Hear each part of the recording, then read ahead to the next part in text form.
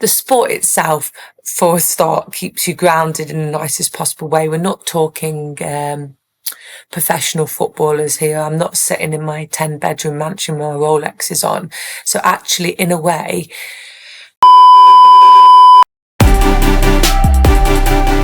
Welcome to the Longest Day podcast.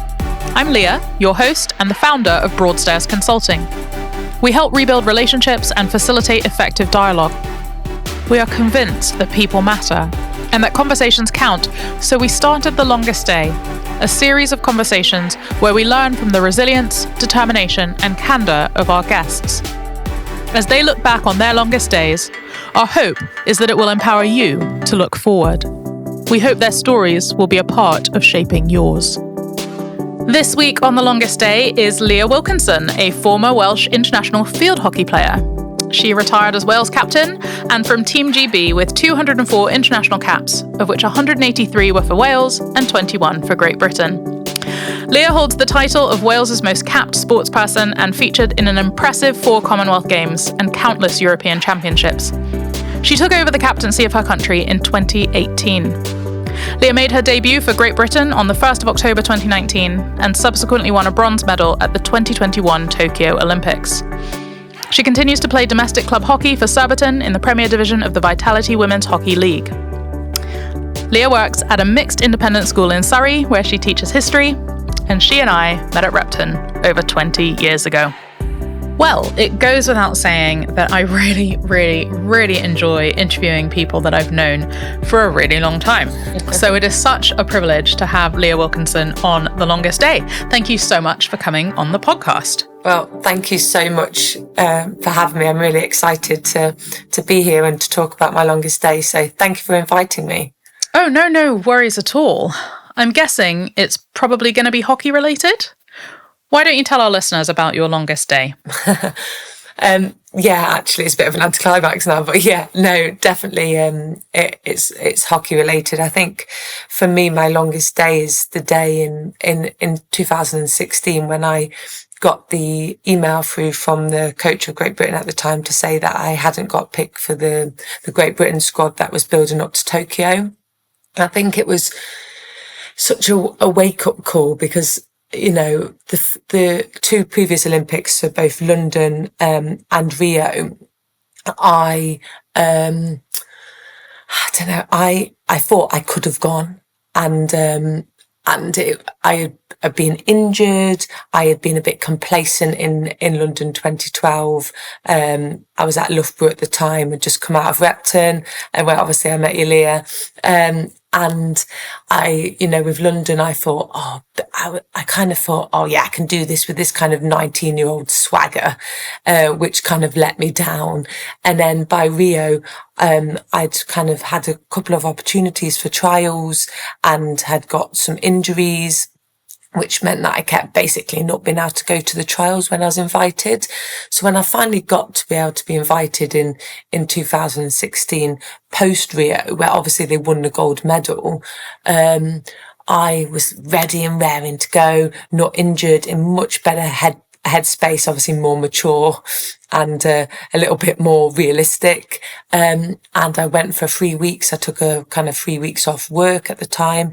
I was teaching, took 3 weeks off, went, you know, gave my all. And it's blowing hard, you know, these 3 weeks of really intense hockey trials to try to get this limited spots on a kind of full-time funded UK sport funded position within the GB squad. And I thought I did okay. And then an email comes and says, unfortunately, you hadn't been selected. And for me, it was such a blow because honestly, it was 10 years of trying to get picked. And I'd actually played at that point for Wales for 11 years already. So I'd already played, 100 times for Wales. And it was such a blow. And it was I felt so deflated. And, it was a real difficult one because on that day I was absolutely gutted. But actually, it's also been the irony is probably actually made and gave me the opportunity to then play for Great Britain a few years later because it kind of took this weight off my shoulders in the end. A few weeks later, I realised, you know what, I'm just going to reflect on what I've achieved with Wales and where I was as a person. And actually, by taking that pressure off myself, though that was the longest and hardest day, it actually ended up resulting in that pressure going and playing so much better, because when the coach came, I wasn't like, oh, the coach is here. And, it made me play better. And actually, it allowed me to get a second opportunity a few years later, which led me obviously to being able to go to the Tokyo Olympics and obviously win that medal. So it was definitely a wake-up call. But sometimes those hardest days do result in some of the best outcomes. It's just the resilience and the ability to bounce back from those moments. And if you can do that well, I think then actually you often get better results in the end. It's just the way you bounce back. When did you first fall in love with hockey? Oh, when I was 5, I first picked up a stick. My parents both played. So to be honest, it was very much the drag me and my sister down to the side of the hockey pitch. So we didn't really get much choice. So, it would just be there with a little stick banging on the side of the pitch, watching the parents play. And then I realised that it was a pretty cool sport, fast and, fierce. And at this point, I know that some people are going to be like, no, hockey's not cool. Hockey is awful. I remember cold hands and broken shins, which is what a lot of people say to me. I definitely think it's a little bit of a Marmite sport, but I loved it, and tried to play multiple sports at the same time as I got older. But as many people know, it's difficult in whatever walk of life to do lots of different things to the best of your ability. So yeah, I only focused on hockey then really from the age of kind of 14, 15, rather than judo and football and everything else that I tried to fit in. But yeah, from a young age, that's for sure. So the passion that you have for the sport, together with your personality, has created this determination to succeed and to keep pushing yourself. Who did you have around you when you experienced that setback of your longest day? Who was it who encouraged you to pick up the stick and keep fighting? I think, to be honest, it was a lot. It's a selection of lots of different people. So, my mum and dad had always been supportive of me from a young age, but in that regard that they never really put pressure on me. I suddenly remember one day playing for Wales and being to lots of different tournaments and Commonwealth Games and thinking, well, actually, I've never had somebody really push me to do that. They've just been supportive. And I think it was very much like that. I remember my mum saying, well, we've tried, look where you are, look what you've achieved, and she always wanted me to get that Great Britain cap because she felt that it's something that I deserved and it'd be really nice to have. And I think she was very supportive because normally she's quite stern. She was very supportive in saying, well, you've done all you can. You've tried to achieve it. And, maybe now it's a good idea to kind of just reflect on where you're at, and things like that.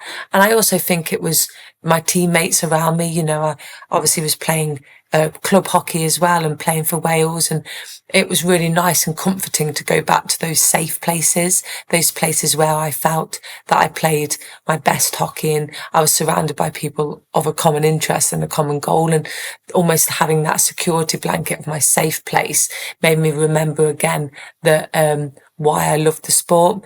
And don't get me wrong, it's not always good to go back to that safe place and that security blanket. But sometimes when you're, at a low point and a difficult point, it's really nice. So I definitely think my family and also having that security of my teammates around me really, really helped. And obviously, to be honest, myself, I think I'd got through quite a few setbacks with injuries and with not getting picked before that I think that I've picked up quite a good toolbox of tricks and skills of how to bounce back. And I think sport especially has done that for me, not just not getting picked for things, but losing games, not doing well, not playing personally well, and having that toolbox of kind of resilience and kind of grit gave me the skills to be able to also bounce back myself and kind of do self-talk and positive reflections of myself. And I think that's really important, that you have to have people around you, but also I think it's really important that you have to have skills within yourself to be able to help yourself kind of stick yourself back together. Yeah, absolutely. And elite sport is renowned for being a roller coaster, particularly when you're coming back from injuries.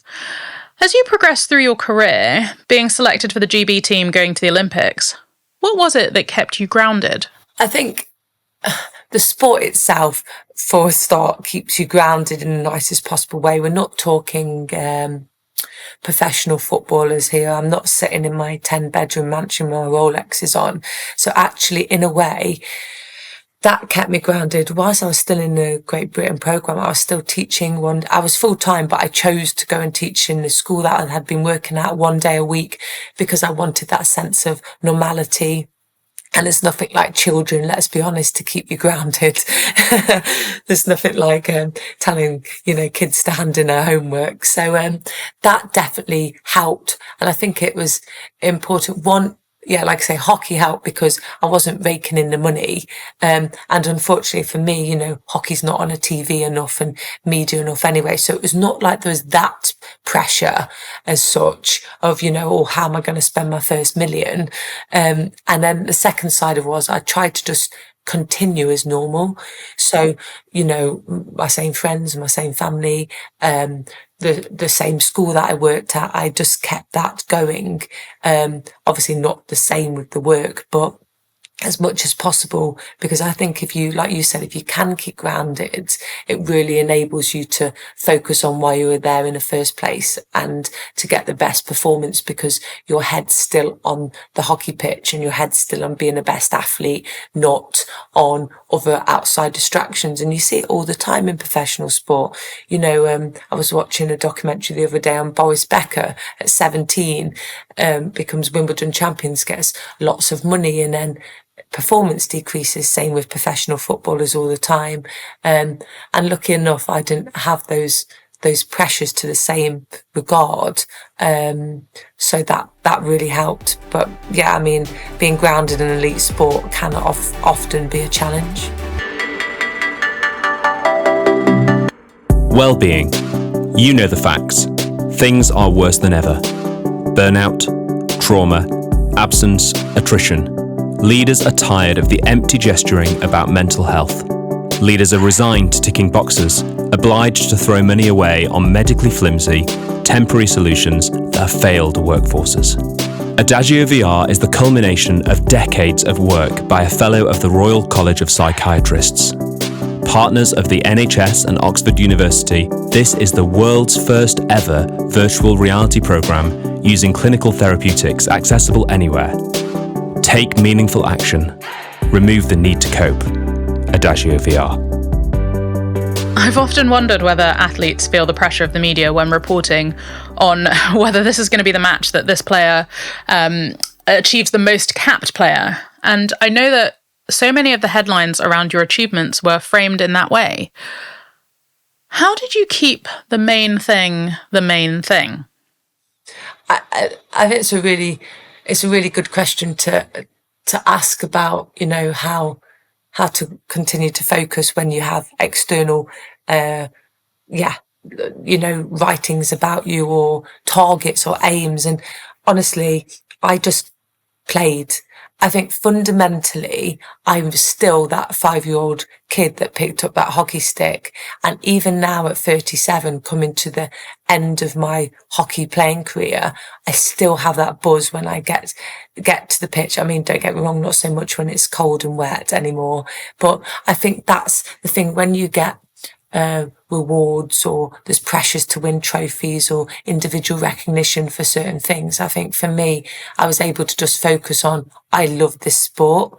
And whenever I get on a pitch, I still am that competitive 16, 18-year-old that I was. And I wish that I wasn't old in the sporting world, because I still get that buzz now. And when I became the most capped Welsh athlete,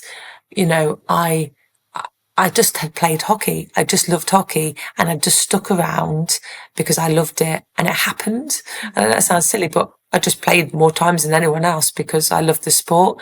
And I think that that's why. And I think that passion and that you have for the sport is so important because, you know, before I played for Great Britain, when I was just playing for Wales, I was getting up at 5:30 in the morning to train on a school playing field before going to teach a full day of lessons, before going to the gym in the evening. And if you don't have that passion for the sport, you're not going to do that for very long. So yeah, I was just lucky that along the way, I got some, you know, recognition at times, and I got the rewards, and the cap kind of record. But that happened as a natural progression for just loving hockey. As you look back over your whole hockey career, is there anything that you wish that you had done differently? When I joined Repton, so, you know, at sixth form, so I was 16, 18 years old, and then my early years of Loughborough University, both incredible places to have opportunities to really succeed and have real ambition in sport. And I think at that time, like I said, my family hadn't really pushed me. I didn't really know what I wanted. I just liked hockey. And I think when I look back, I wish that at that age, from kind of 16 to 20, I had taken those opportunities. And I think, you know, there was players at school whilst I was, you know, at the grubber, the tuck shop or wherever, you know. Or in our houses. In our houses, yeah. They were training on the pitch and I was just socialising. Or when I went to Loughborough, and I probably, to be honest, enjoyed myself a little bit too much in my first year, they were doing extra training sessions.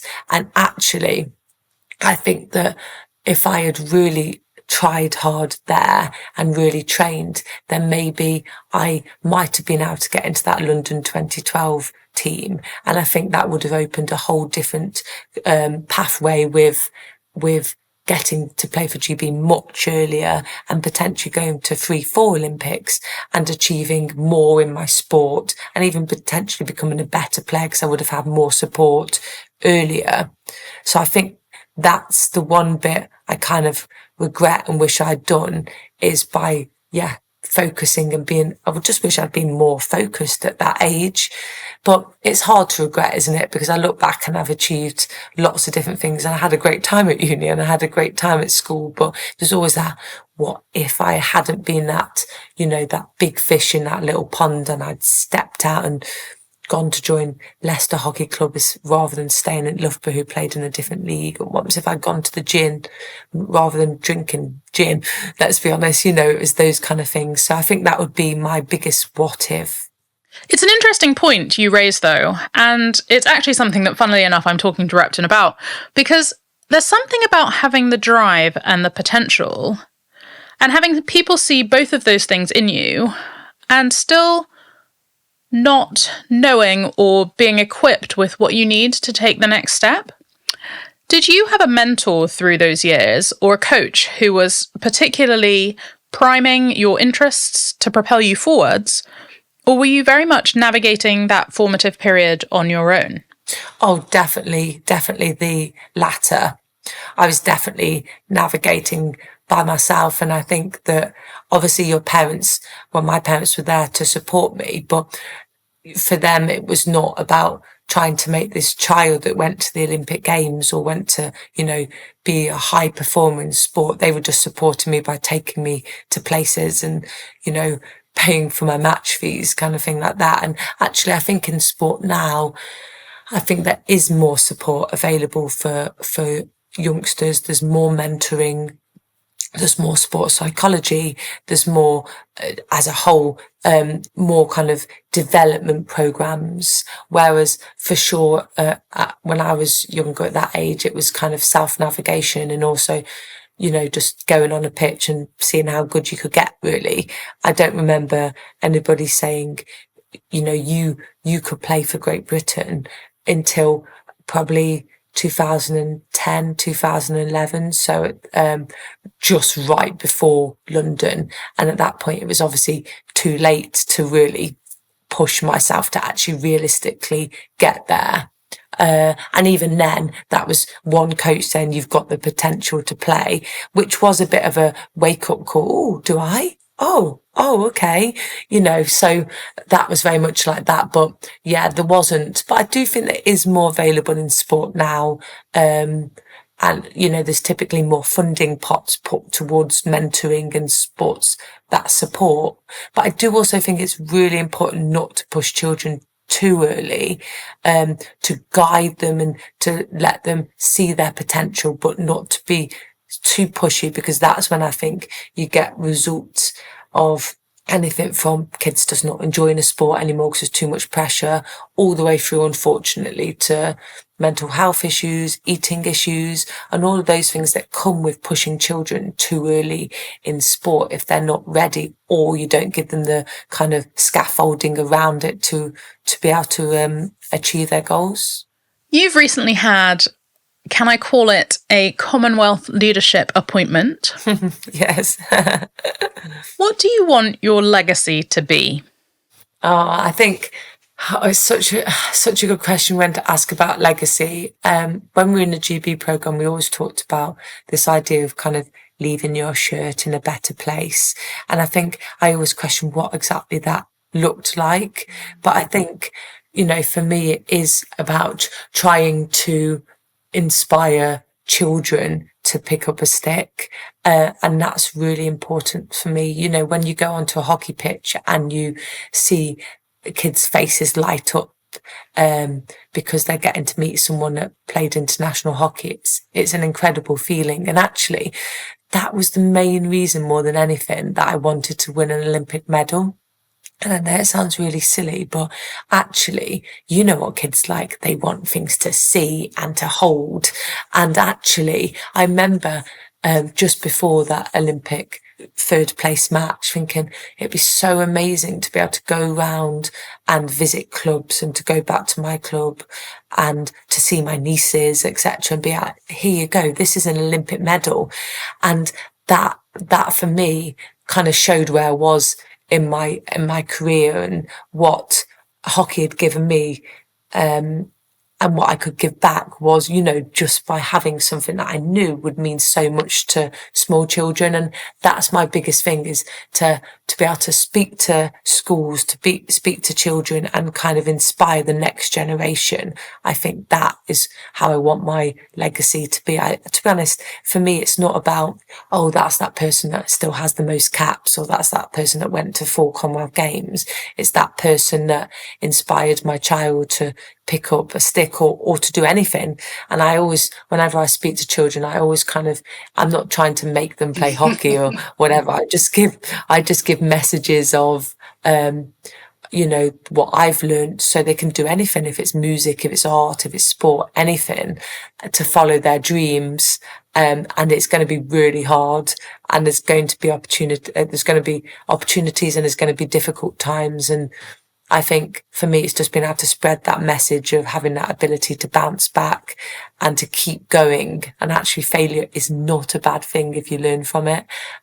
So yeah, I think that's what I want. I want to really inspire the next generation to get stuck in.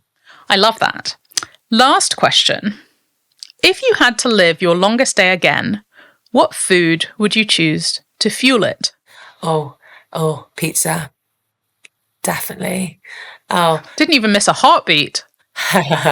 It would help, wouldn't it? Let's be honest. On a difficult day, a nice pepperoni pizza in front of you, sourdough crusts with a bit of chili oil.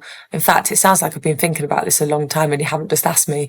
I'd have a pint of Coke Zero, no ice, no lemon, with a nice pepperoni pizza, and that would get me through, and or put me to sleep, to be honest, on a bit of a carb come down. But yeah, definitely a pizza. My favourite thing in all the interviews we've had for The Longest Day so far, we have not yet had a repeat food choice. So your pepperoni pizza is banked, and yes, I know it's 9:30 in the morning, but I think I can just about get my head around that. Leah, thank you so much for sharing your experiences, for sharing yourself. And I'm really excited to see how you manage to achieve that legacy. I'm absolutely sure that you will. And it's been really, really great to see you again. Thank you so much for having me. And yeah, it's been fantastic.